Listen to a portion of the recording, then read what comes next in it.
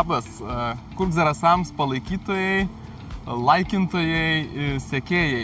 Šiandieną mes jums norime pristatyti svarbiausius rugpjūčio mėnesio tarybos posėdžio klausimus. Turim tik tais geras naujienas. Kiek buvo klausimų apsvarstyta? Šios dienos tarybos posėdėje buvo apsvarstyti 24 klausimai. Na ir mums pasirodė svarbiausi, kuriuos manome turėtumėte ir jūs sužinoti.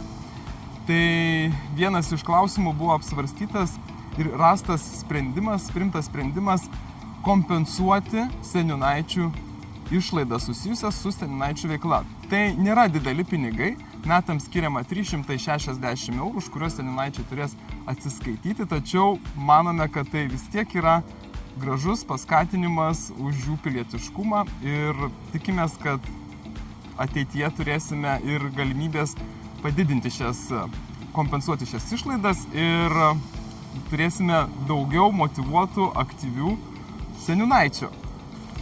Vienas iš klausimų, kuris mane labai pradžiugino ir maloniai nustebino, tai kad Zarasai teikia paraišką Lietuvos kultūros sostinės konkursui.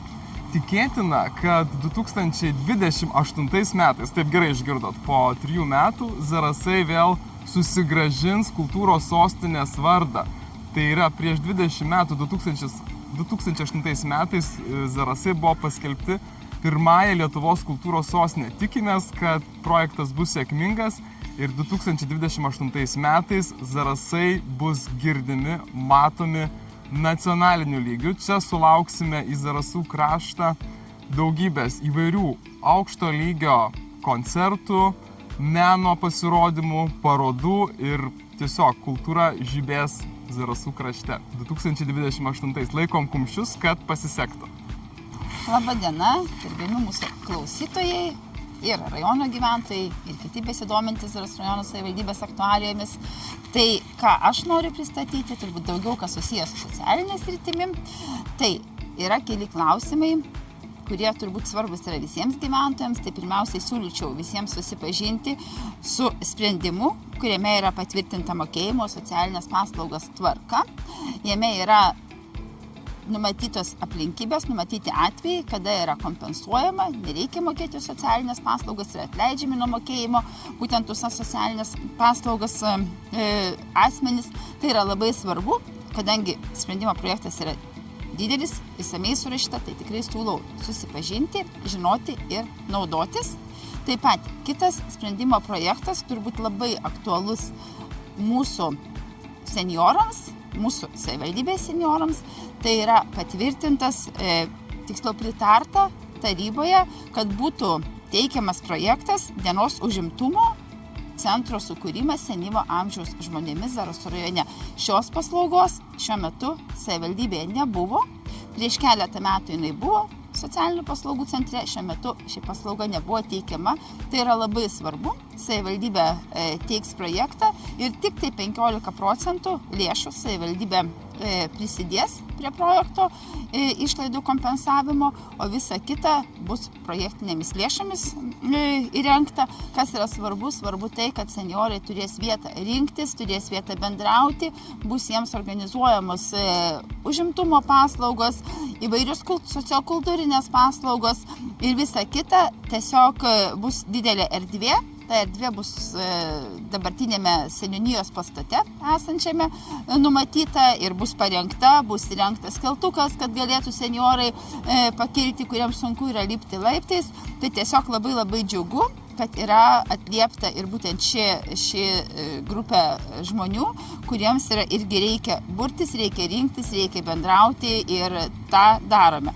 Kas dar svarbu, artėjant mokslo metams tikrai labai norisi pasidžiaugti, kad per šios metus jau ne pirmą kartą, jau antrą kartą numatoma didinti mokytojų padėjėjų skaičių mokyklose ir dar papildomai 5 etatai bus patvirtinti ir nuo šių metų bus tikrai žymiai daugiau mokytojų padėjėjų, ką mes tikrai visi girdime ir mokytojų nuogąstavimus girdime, kurie sako, kad iš tikrųjų sudėtinga yra dirbti su grupe, su didesnė klase ir reikia pagalbininko. Tai būtent tų pagalbininkų kiekis skaičius didėja ir tikrai vertiname poreikį ir esant poreikį, aš manau, ir toliau atliepsime į tai ir didinsime būtent šių padėjėjų skaičių tam, kad būtų kokybiškai vykdomas ugdymas. Taip pat labai noriu pasidžiaugti ir pasidalinti gerą žinią su Salako krašto gyventojais, kurie ilgą laiką buvo atskirti nuo paslaugų, nuo didesnių miestų, kadangi buvo labai ribotas susisiekimas su didžiaisiais miestais Visaginu, Utena, tame tarpe ir pačiais Zarasais. Tai noriu pasidžiaugti, kad jūsų iniciatyva, mieli salakonai, kurie rašėte raštus, dėliojate grafikus ir prašėte atsižvelgti Zarasų savivaldybės į jūsų poreikius. Šie jūsų poreikiai bus atliepti. Išgirdome pažadą Zarasų savivaldybės administracijos, kad bus atsižvelgta į mūsų prašymus ir greitų metu Salako, Vaisiškio, Baibių gyventojai turės galimybę susisiekti su seniūnijos centru, su didžiaisiais aplinkiniais miestais, o taip pat ir mūsų mylimais Zarasais. Ir labai kviečiame išreikšti savo nuomonę aktyviai, teikti mums pastabas, pastebėjimus, pasiūlymus. Mes tikrai to laukime, nes girdėdami jūs, mes irgi taip pat kartu augame ir kartu nešame tą žinią ir siekime, kad jums būtų geriau ir mums visiems gyventi būtų geriau. Ačiū. Iki. Iki kitų susitikimų.